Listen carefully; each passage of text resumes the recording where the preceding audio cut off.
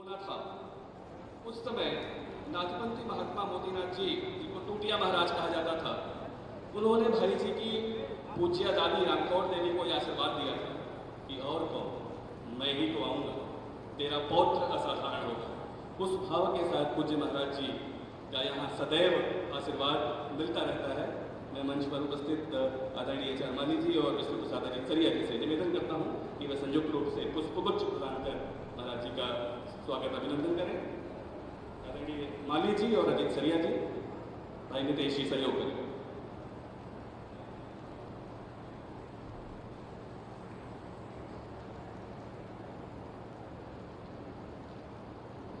राजनीति को धर्म का अनुगामी बनाने का प्रयोग, यानी धर्माधिष्ठित राजनीति की पुनर्स्थापना, सूर्य और चंद्रमा की विपरीत वृत्तियों को अपने विराट व्यक्तित्व में समेटे, जन जन के हृदय सम्राट, जनता के दुख निवारण के लिए समस्याएं चाहे एवरेस्ट की आकार की हों, उनसे लगातार टकराने का और उनके प्रतिकार के लिए अपना सब कुछ न्यौछावर करने का, लगातार प्राणी मात्र का, मानव मात्र का कल्याण हो सके, इसके लिए दिन रात अपना होम करने वाले प्रदेश की बहुआयामी प्रगति, मैं विस्तार में नहीं जाऊंगा, केवल 1 मिनट में स्वागत भाषण में संपन्न करूंगा अपना। कि विपरीत परिस्थितियों में भी आप सबको ध्यान है कि 2017 में जो परिस्थितियां प्रदेश की थी, वहां से यहाँ तक जिस सुशासन की ओर पूज्य महाराज श्री लेके आए, मैं केवल आज चूंकि हम हॉस्पिटल के लिए यहाँ एकत्र हुए हैं, केवल हॉस्पिटल का एक दृष्टांत देते हुए अपनी बात पूरी करूँ कि 2017 से पहले प्रदेश में केवल 12 मेडिकल कॉलेजेस थे। पिछले 7 साल में 45 से अधिक जिलों में मेडिकल कॉलेजेस बनकर तैयार हैं, 16 में निर्माणाधीन हैं, 61 से अधिक जिलों में मेडिकल कॉलेजेस हो चुके हैं। मेंटरमेंट की प्रक्रिया, मिशन निरामया, वाराणसी और लखनऊ में कैंसर इंस्टीट्यूट्स की स्थापना, टाटा कैंसर इंस्टीट्यूट के साथ करार, इस तरह के जितने भी जीवन के क्षेत्र हैं, उन सब में पूज्य महाराज श्री ने जो कार्य किया है वो अद्भुत है। हम सब पाकर आपको आह्लादित हैं। दिनकर की इन पंक्तियों के साथ मैं पूरे गीता वाटिका परिवार और अस्पताल परिवार की ओर से आपका स्वागत अभिनंदन करता हूँ कि वसुधा का नेता कौन, वसुधा का नेता कौन हुआ, भूखंड विजेता कौन हुआ, अतुलित यश क्रेता कौन हुआ, जिसने न कभी आराम किया, जिसने न कभी आराम किया, विघ्नों में रह कर नाम किया, वर्षा अंधड़ आतप अखंड और उसके साधन प्रचंड।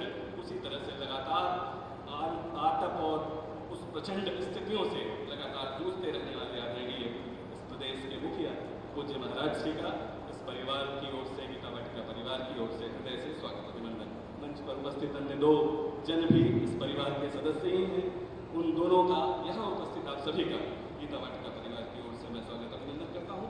वर्ष 1971 में जब भाई जी का देहावसान का निमित्त कैंसर बना, तो मैंने आपसे चर्चा की कि उसके बाद संत प्रवर उनके अभिन्न श्री राधा बाबा के संकल्प के कारण उसके 4 वर्ष के अंदर 1975 में कैंसर अस्पताल की नींव पड़ी।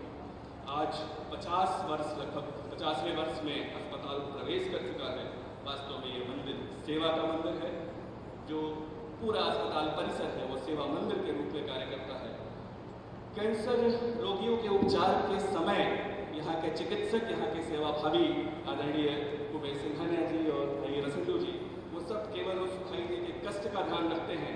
जब उन्होंने कहा था उस कैंसर की पीड़ा में कि भीषण कष्ट है पर अंदर अंदर मुझे बड़ा आनंद है, पीड़ा के रूप में भगवान के साथ की अनुभूति हो रही है। वे डॉक्टर से कहते थे कि आप लोगों के पास जो रोगी आते हैं उनकी सेवा वास्तव में भगवान की सेवा है।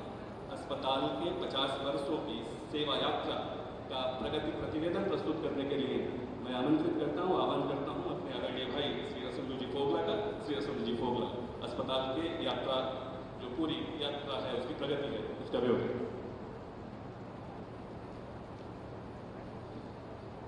पूज्य भाई जी, पूज्य श्री राधा बाबा के चरणों में सादर प्रणाम, पूज्य महाराज जी के चरणों में प्रणाम। गीता वाटिका परिवार के संरक्षक मुखिया के रूप में पूज्य महाराज जी का आशीर्वाद हमें सदैव प्राप्त होता रहा है। आदरणीय अजितसरिया जी, डॉक्टर माली, चिकित्सक बंधु, देवी तथा सज्जनों, अस्पताल अपने स्वर्ण जयंती वर्ष में प्रवेश कर चुका है। 16 फरवरी 2025 को 50 वर्ष पूरे हो जाएंगे। इस अस्पताल में प्रतिवर्ष लगभग 4,500 रोगी नए पंजीकरण करा रहे हैं और 38,000 रोगी फॉलोअप में आ रहे हैं। श्री राधा बाबा का संकल्प था कि कोई भी रोगी धनाभाव के कारण इलाज से वंचित न रह जाए। प्रधानमंत्री जन आरोग्य योजना, जिसे हम लोग आयुष्मान भारत के नाम से जानते हैं, और पूज्य महाराज जी द्वारा मुख्यमंत्री आर्थिक सहायता योजना, इस लक्ष्य को पूरा करने के लिए रामबाण सिद्ध हुई है। अब तक 18,000 से ज़्यादा रोगियों का मुफ्त उपचार इन नीतियों के कारण हो रहा है।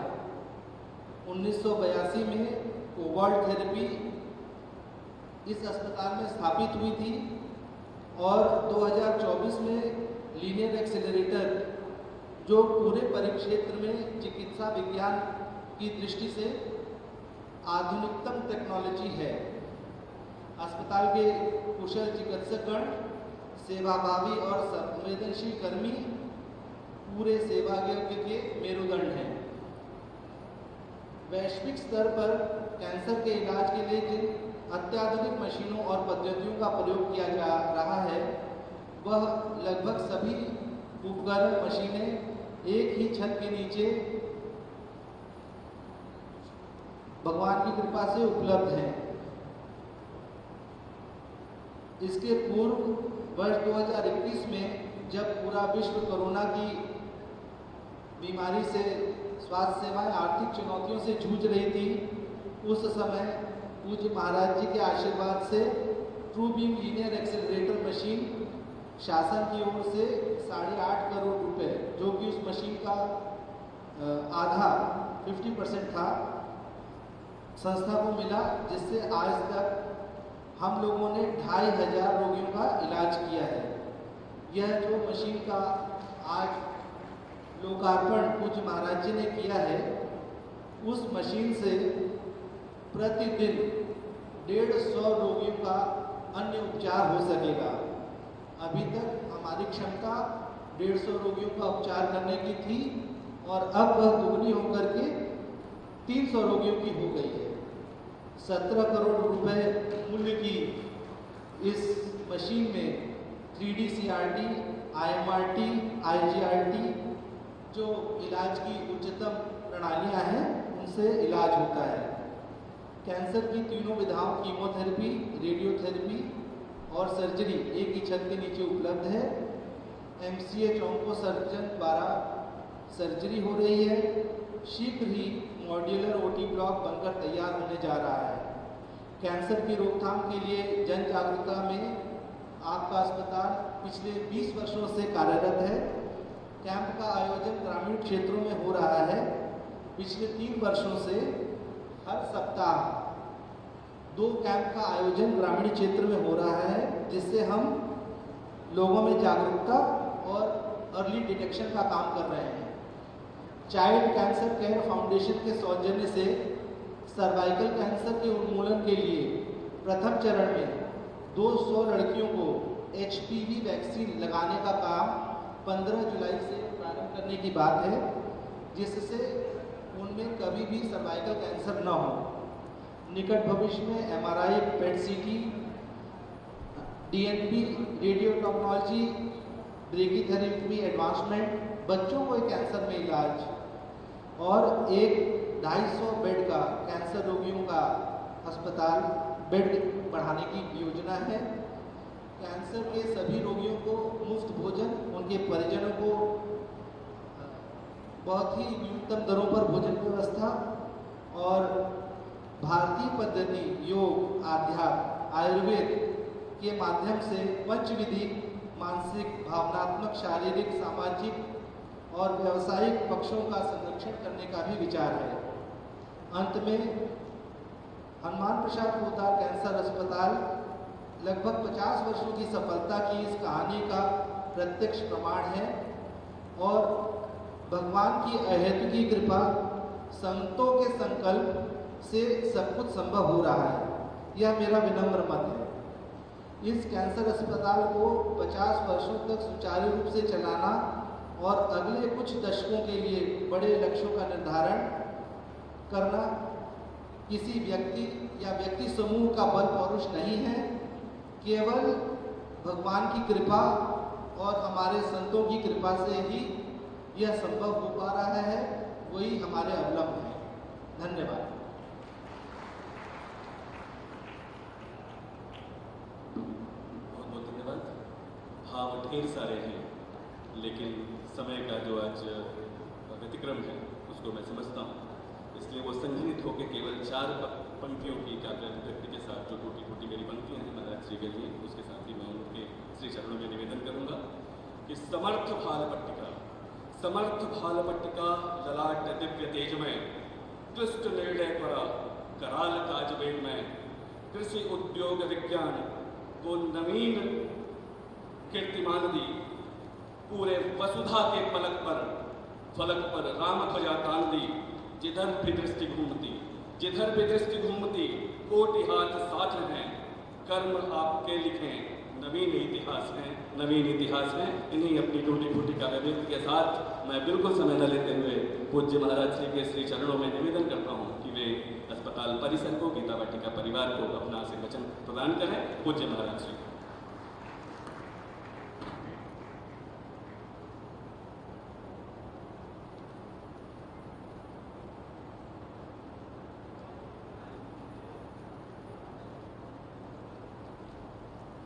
सर्वे भाई जी हनुमान प्रसाद पोद्दार जी की और सर्वे राधा बाबा इस पावन साधना स्थली पर हनुमान प्रसाद पोद्दार कैंसर हॉस्पिटल में कैंसर के रेडियोथेरेपी की नई मशीन स्थापित होने के आज के इस कार्यक्रम में उपस्थित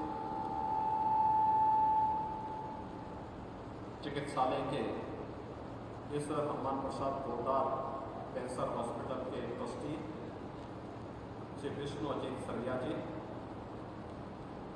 श्री अतुल सराफ जी, प्रमोद माता खिलिया जी, ट्रस्ट के मंत्री श्री उमेश कुमार सिंघानिया जी, संयुक्त मंत्री श्री रशीद कोकला जी, मेडिकल डायरेक्टर डॉक्टर HR माली जी, आज के इस समारोह में उपस्थित गोरखपुर के हमारे सभी माननीय जनप्रतिनिधिगण, महानगर के सभी संभ्रांत नागरिक और उपस्थित महानुभाव, आज गोरखपुर को हनुमान प्रसाद पोद्दार कैंसर हॉस्पिटल की ओर से कैंसर के उपचार और सिकाई में अत्यंत महत्वपूर्ण वेरियन हेल्सियान जो अत्याधुनिक रेडियोथेरेपी की मशीन है, यह उपलब्ध हुई है। आज से यह अपना कार्य प्रारंभ करते हुए प्रतिदिन 150 कैंसर के जरूरतमंद मरीजों को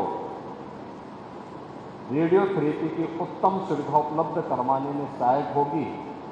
मैं इसके लिए हनुमान प्रसाद कैंसर हॉस्पिटल और शोध संस्थान के सभी ट्रस्टी और पदाधिकारियों को हृदय से बधाई देते हुए जो भी रोगी इसका लाभ लेगा उन सबके उत्तम स्वास्थ्य की कामना करते हुए अपनी शुभकामनाएं देता हूं।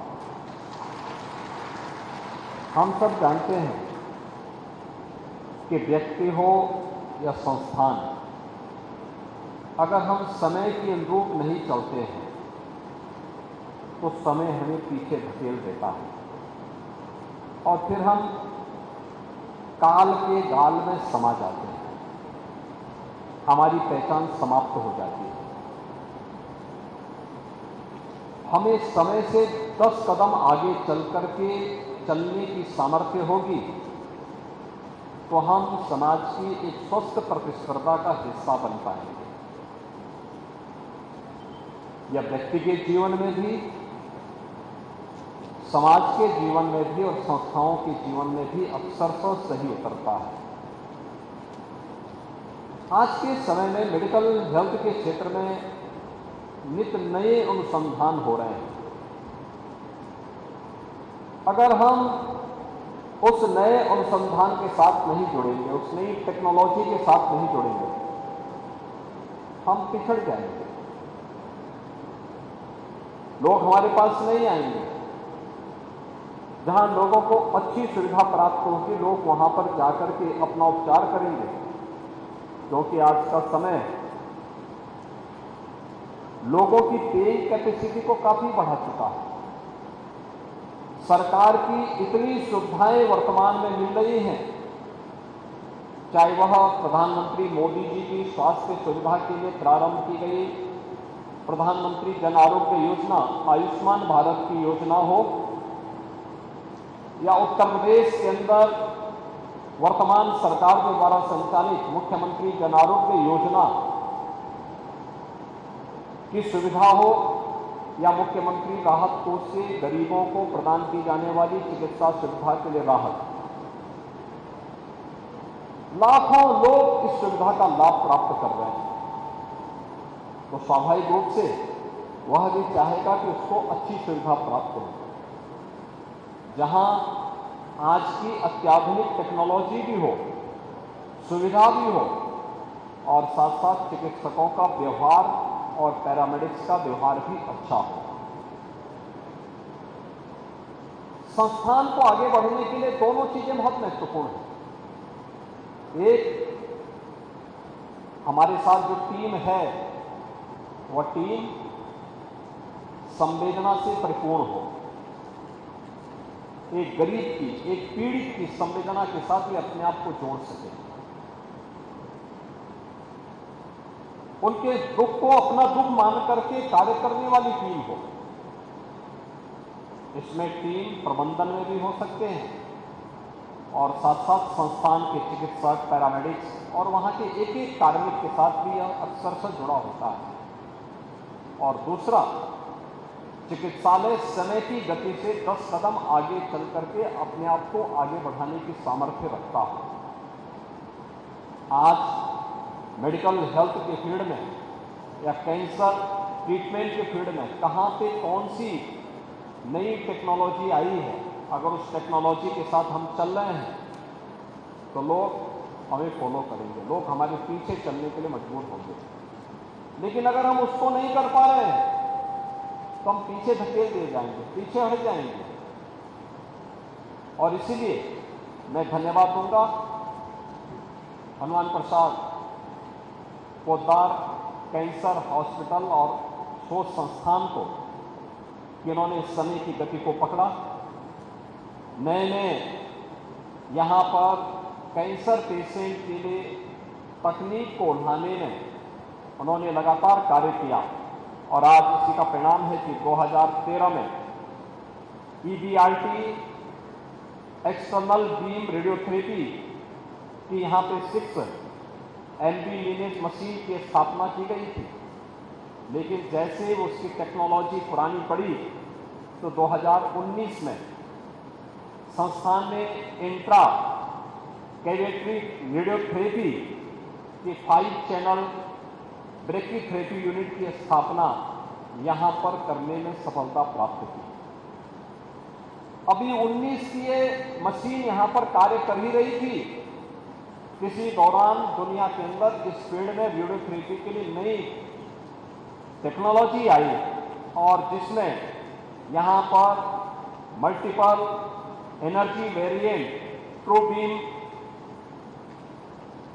की जो मशीन थी उसकी स्थापना के कार्य को यहां पे करने में सफलता प्राप्त की गई। और इसके बाद यहां पर लगातार अन्य सुविधाओं को आगे बढ़ाते हुए यह संस्थान काम कर रहा था, और आज हमें बताते हुए प्रसन्नता है कि चिकित्सालय ने यहाँ पर वेरिएंट हेल्सियन नाम की रेडियोथेरेपी की अत्याधुनिक मशीन को यहाँ पे स्थापित करने में सफलता प्राप्त की है। कैंसर के क्षेत्र में एक परिवार में पहले किसी को कैंसर होता था पूरा परिवार टूट सा जाता था। क्योंकि एक तो स्टेज वह होती थी जब पेशेंट को जब पता लगता था, उसके अटेंडेंट को जब पता लगता था, तब तक वह एडवांस स्टेज में आ चुका होता था। बहुत कठिन होता था, पूरा परिवार टूट जाता था, कहीं से सहायता नहीं मिलती थी, नातेदार रिश्तेदार सब उससे मुंह मोड़ लेते थे। लेकिन आज ऐसा नहीं है। आज व्यक्ति की स्वयं की कैपेसिटी भी है, लेकिन साथ साथ प्रधानमंत्री जन आरोग्य योजना और मुख्यमंत्री जन आरोग्य योजना की सुविधा भी उसके पास मौजूद है। और अगर कहीं से कोई सुविधा नहीं प्राप्त हो रही है तो मुख्यमंत्री राहत कोष से उसे सहायता मिल जाती है और वो आराम से अपना उपचार किसी भी महंगे से महंगे हॉस्पिटल में करवा करके अपनी उत्तम आरोग्यता के लिए आगे बढ़ सकता है। हमें आवश्यकता है इन सब के बारे में समाज को जागरूक करने की। 1976 में हॉस्पिटल प्रारंभ होता है। अब अगले वर्ष ये 50 वर्ष अपने पूरा करेगा और इन 50 वर्षों की हनुमान प्रसाद पोद्दार कैंसर हॉस्पिटल की अपनी एक गाथा होगी। इस स्वर्ण जयंती वर्ष पर हॉस्पिटल को इन चीज़ों को अवलोकन करने का एक अवसर प्राप्त होगा कि इन्होंने इस दौरान कितनी उपलब्धि हासिल की है, कितने लोगों को इससे राहत की सुविधा प्राप्त हुई है, कितने लोग थे जिन लोगों ने इस सुविधा का लाभ प्राप्त करके नया जीवन प्राप्त किया है, कहां पर हम और भी अच्छा कर सकते थे लेकिन वहां पर थोड़ी चूक हुई और हमने अगले उसमें इसको सुधारा है, कैसे फिर वह परिवर्तनकारी रहा है, मुझे लगता है बहुत मायने रखता है।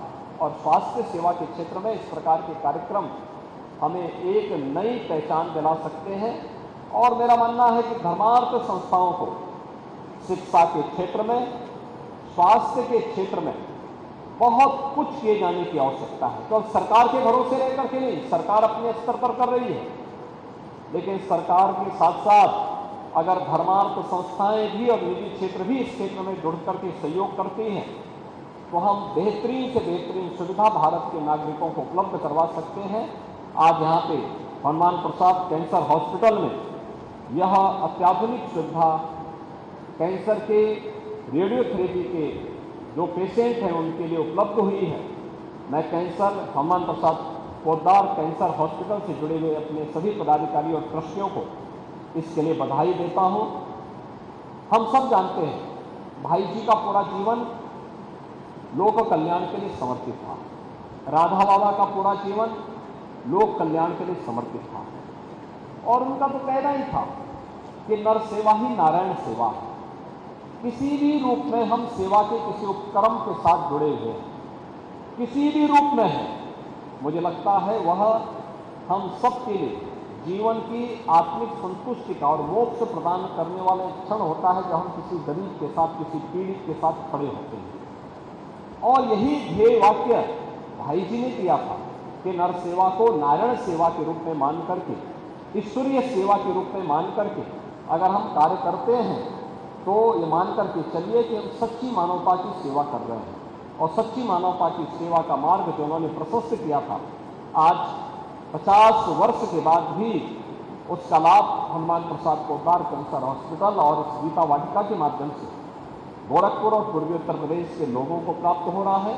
आज के इस अवसर पर यहाँ पर सर्वे भाई जी के और सर्वे राधा बाबा के इस पावन साधना स्थली को नमन करते हुए हनुमान प्रसाद पोद्दार कैंसर हॉस्पिटल और शोध संस्थान से जुड़े हुए हमारे जितने भी ट्रस्टी हैं, जितने पदाधिकारी हैं, इन सबको मैं एक बार फिर से बधाई देता हूं और विश्वास करता हूं कि लोग लगातार इस फील्ड में नयापन करके, नई टेक्नोलॉजी के साथ जोड़ करके, नए अनुसंधान का लाभ यहाँ के नागरिकों को प्रदान करते हैं। इस फील्ड की आज की आवश्यकता क्या है, उस क्षेत्र में कार्य करते हुए हम अपने आप को तैयार करेंगे। और मैं इस बात के लिए आश्वस्त करता हूं कि किसी भी इस प्रकार के अभियान के साथ हमारी सरकारों का, केंद्र और राज्य सरकार का भरपूर सहयोग उन संस्थाओं को और नागरिकों को प्राप्त होगा। आप सबके प्रति मेरी शुभकामनाएं। धन्यवाद। जय हिंद। बहुत बहुत धन्यवाद पूज्य महाराज श्री। रामावतार त्यागी जी की ये पंक्तियाँ भाई जी और पूज्य महाराज जी के जीवन पे बड़ी सटीक बैठती हैं कि तन समर्पित, मन समर्पित और यह जीवन समर्पित। चाहता हूँ देश की धरती तुझे कुछ और भी दूँ।